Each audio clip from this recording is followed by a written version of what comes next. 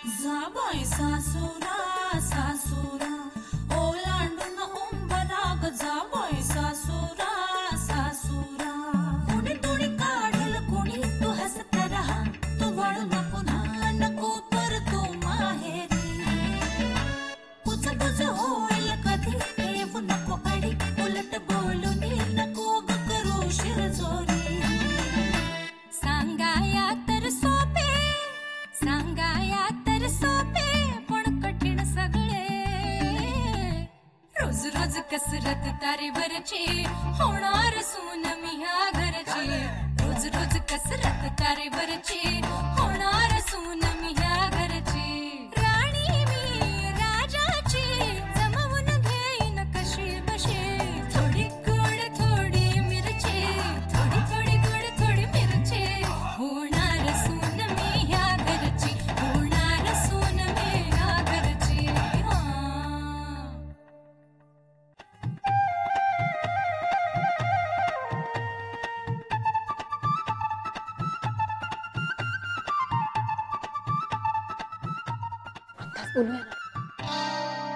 काय चाललंय? नाही काय नाही, पोटाची एवढी काळजी करतोयस. दम देणारी कोणी भेटली वाटतं. ती ती रे बाई सगळं जग चालवू शकते वाली. ते वाक्य म्हणणारी सुद्धा चालेल हो आम्हाला, हो की नाही? चालेल चालेल. अगं आजी, मी त्या मुलीला पाहिलेलं सुद्धा नाही अजून. मला ती काळी का गोरी तेही माहित नाहीये. तुम्ही काय सगळं माझी थट्टा करताय? नाही तसं काही असेल तरी आमची काही हरकत नाहीये. तुझ्या सुखातच आमचं सुख आहे रे. तू पसंत केलेल्या मुलीला आम्ही नाही म्हणणार नाही, काय ग? नाही आजी, तसं काहीही नाहीये.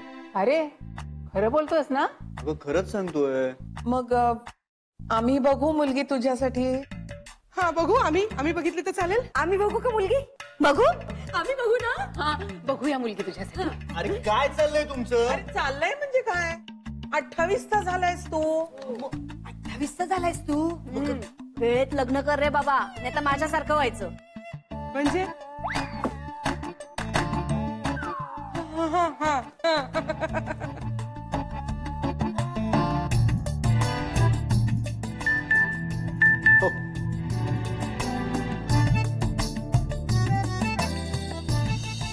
अहो खूप गुणी आहे आमची मुलगी.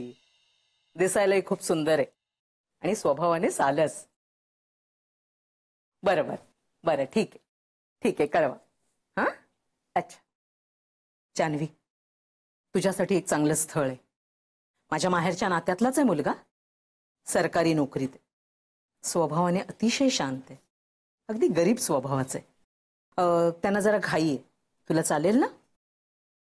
तुला योग्य वाटला? माझी काहीच हरकत नाही. तुम्ही माझ्यासाठी चांगलं स्थळ शोधणार. ते चांगलं म्हणजे काय, अगदी नजर लागण्यासारखं आहे. फक्त मुलाचं वय जरासं जास्त आहे. जास्त पण म्हणजे साधारण? अगं तुला सांगते ना, आयुष्यभराची आपल्या अख्ख्या घराची काळजी घ्यायला ते तयार आहे. त्यांना आपल्याकडून काहीही नकोय. तुझ्या बाबांचा औषध पाण्याचा खर्च, त्यांच्या दोन्ही गुडघ्यांची ऑपरेशनही ते त्यांच्याच ओळखीत करून घेतो म्हणाले. आणि पिंट्याच्या नोकरीसाठी देखील प्रयत्न करणार आहे. मी गेली 15 वर्ष ओळखते. देव माणूस आहे अगदी. तुला सांगते, तुला खूप सुखी ठेवतील ते. चालेल मला. कळवू मग त्यांना तसं? हो.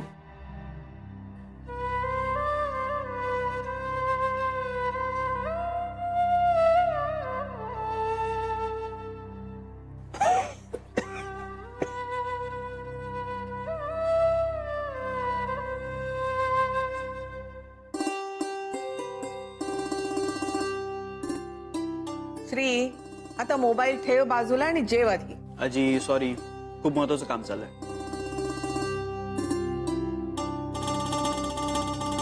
श्री, तुला कशी मुलगी हवी आहे रे?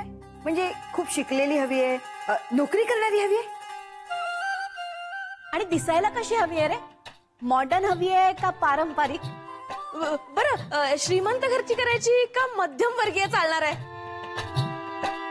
ए श्री, आणि मी तुला विचारायलाच विसरले, तुला ना म्हणजे असं स्वयंपाक वगैरे येणारी बायको हवी आहे की तुझ्या कामात खांद्याला खांदा लावून मदत करणारी बायको हवी आहे? सांग बरं. हे देवदेव करणारी बरी बरं का. आणि मुख्य म्हणजे तिने सावलीसारखं तुझ्या बरोबर राहायला हवं. म्हणजे नंतर पश्चाताप नको.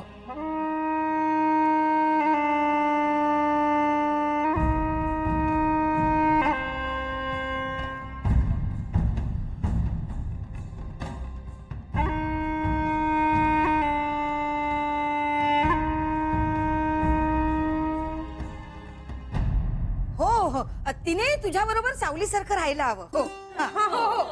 हो. एक मिनिट, किती प्रश्न विचारताय? तिला सगळं यायला हवं. गरज पडली तर स्वयंपाक, गरज पडली तर ऑफिस. नीट पारखून घे मुलगी. आधी सगळं गोड वाटतं, मग खरे रंग दिसायला लागतात.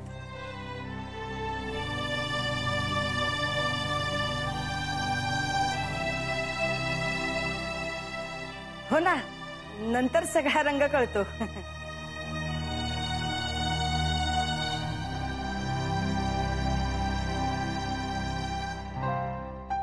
अरे लक्ष कुठे आहे रे तुझं श्री? अगं एक उद्या महत्वाची मीटिंग आहे, त्याचं डिस्कशन चाललंय. बर, शिरा वाढू तुला?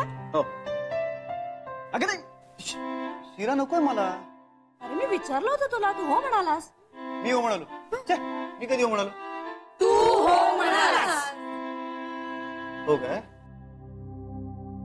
असेल. म्हणून सांगते, नीट ऐकून हो म्हणावं. हो.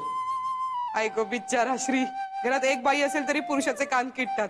इथे तर 6 बायका आहेत. काय होईल त्याचं? ते मरू दे, पण मुलगी सुंदर हवी आहे ना? हे बघ श्री, लग्न जुळणं या योगाच्या गोष्टी असतात. पण आम्हाला तुझ्याकडून कळून तरी दे, मुलीबद्दल तुझ्या काय अपेक्षा आहेत ते. लग्न जुळायचं तेव्हा जुळेल रे. हा? काय?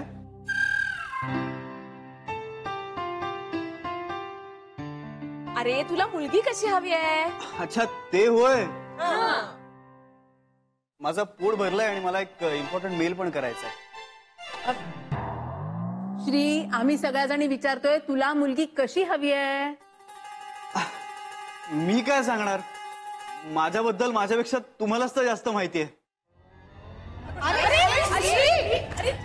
हा नक्की ऐकत होता ना आपण काय म्हणत होतो ते?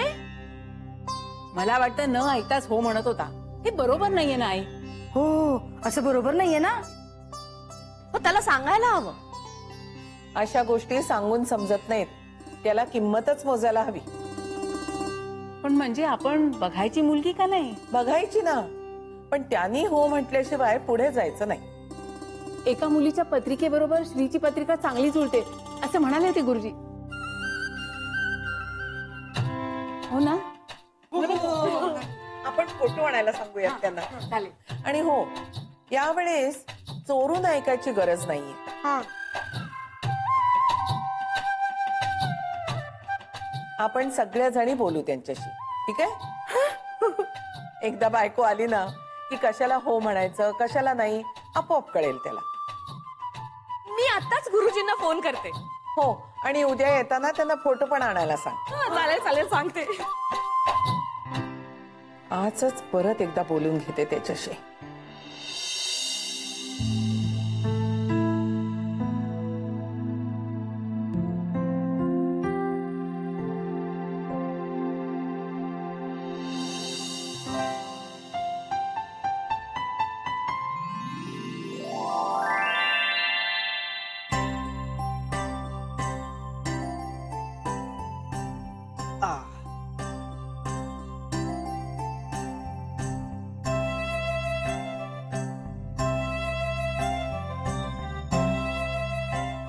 तुझ्या वडिलांनाही खूप आवडायचं मालिश.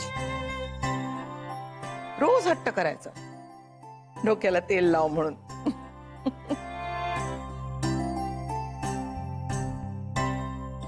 बरेचदा ना तोच दिसतो मला तुझ्यात.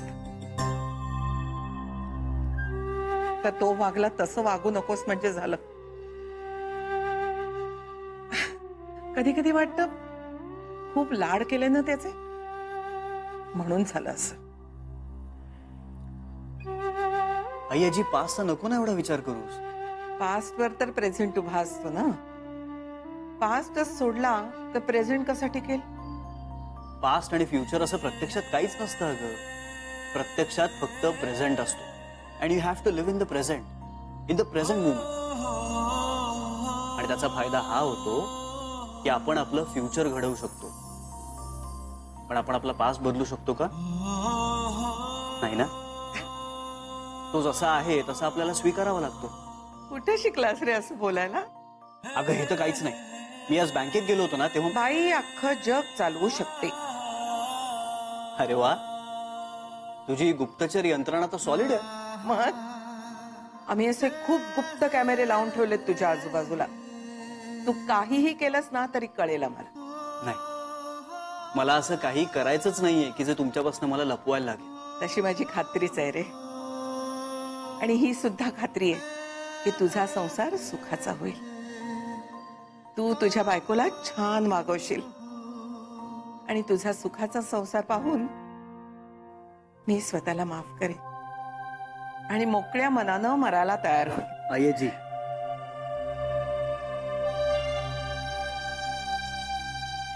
असं नाही बोलायचं. मन खात राहत रे. माझ्या एकाही मुलाचा संसार धड झाला नाही.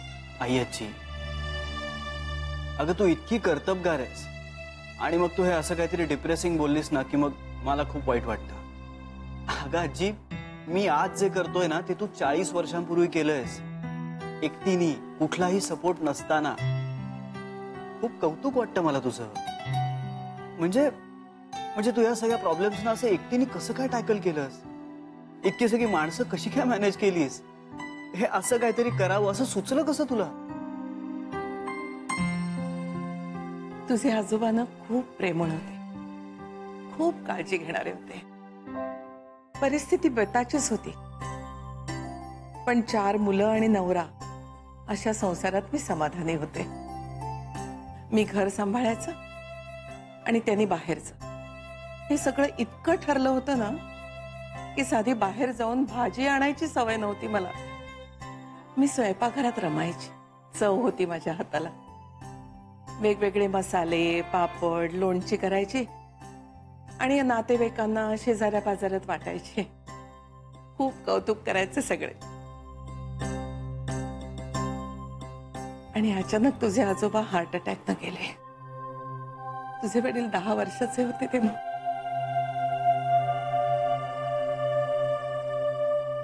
चार मुलांना पोटाशी घेऊन रडले. विधवेचं जीणं असह्य होत होतं मला. पण माझ्या पोरांची केविडवाडी तोंड पाहिली आणि पदर बांधून उभी राहिले. मुलांना जगवायचं, त्यांना शिकवायचं म्हणून जे येत होतं ना तेच केलं. अगदी प्रामाणिकपणानं केलं. कधीही लांडी लबाडी केली नाही, कधीही खोटेपणा केला नाही आणि अजूनही करत नाही. देवानं भरभरून दिलं मला. मुख्य म्हणजे तुझ्यासारखा नातू दिला. बिझनेस तुझ्या हातात दिला ना तेव्हा जाणवलं माझी गणितं आता जुनी झाली आहेत. तू चांगल्या पद्धतीनं व्यवसाय हाताळतोयस. तुझ्याकडून 100% अपेक्षा केली होती, तू 1000% दिलेस. आता मला माझ्या बिझनेसची काळजी नाही. आता फक्त काळजी तुझी. अगं बाई, ज्याच्यासाठी आले होते ते बोलायचंच राहून गेलं. IG, I am tired. अरे पण तुझ्याच विषयी आयजी, अगं माझ्याविषयी मलाच काय विचारणार आहेस तू? आणि माझ्याविषयी तुम्हालाच जास्त कळतं. मग आम्ही ठरवू आम्हाला काय वाटेल ते. हो ठरवा, पण मला आत्ताच झोपायचं.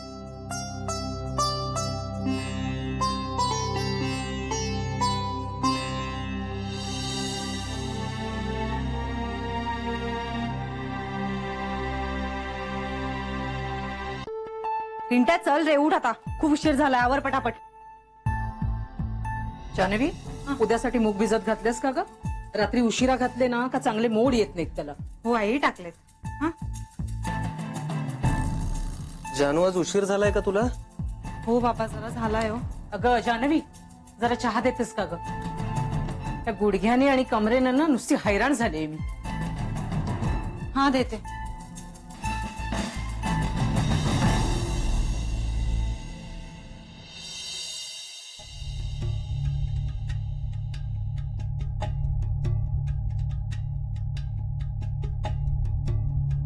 आई, तुम्हीच अशा खचलात तर इंदूनी कोणाकडे पाहायचं? इंदूचं दुःख समजू शकते मी. तिच्या डोळ्यांना तर पूर आलाय अगदी. हो, खरं तर मी गेले होते तिच्या खोलीत, पण आजच्या दिवशी तिला एकटं राहायचं असतं, माहित आहे ना तुला. शांत झाले की येईल बाहेर ती. Good morning moms. Good morning.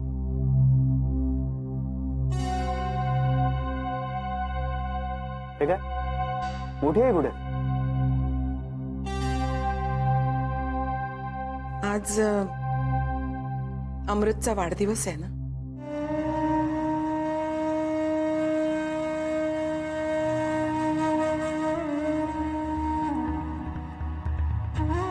आलोच.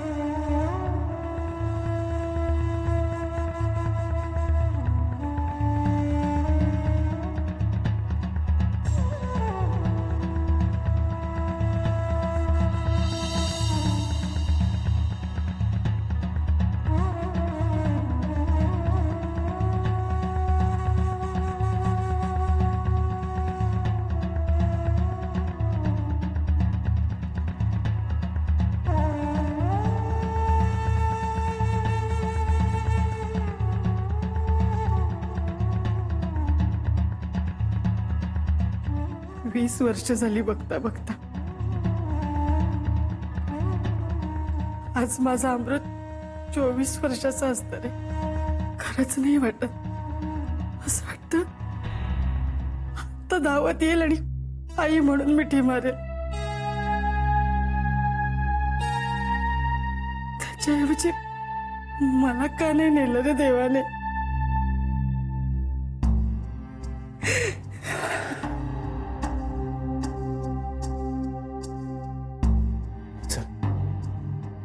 मोठी आहे, बस तिकडे. वाटत काल परवाच घडलंय सगळं. माहेरी काय गेले आणि अमृत नवीन गाडी घेऊन मला सरप्राईज देण्यासाठी काय निघाले. आणि डिवायडर ओलांडून त्यांच्या गाडीवर आलेला तो ट्रक आठवलं तरी तरका फुटतो रे माझ्या जीवाचा. 8 वर्षाचा होतास तू बघ. जीवच द्यायला निघाले होते मी. पायाला घट्ट मिठी मारून तू मला म्हणालास, मोठी आई मला सोडून जाऊ नकोस ग.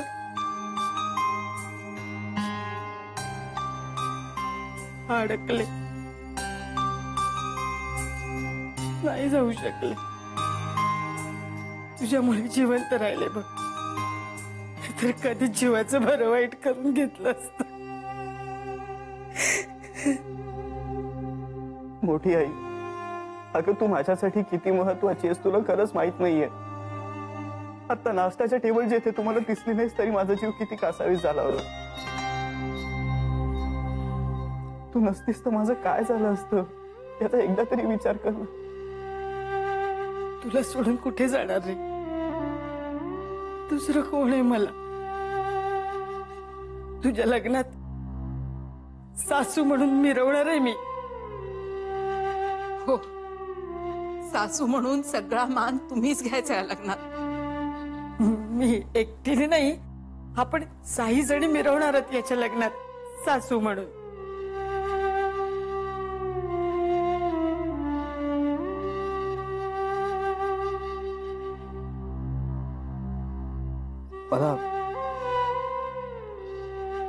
मला महत्वाचं काम आहे, मी निघतो.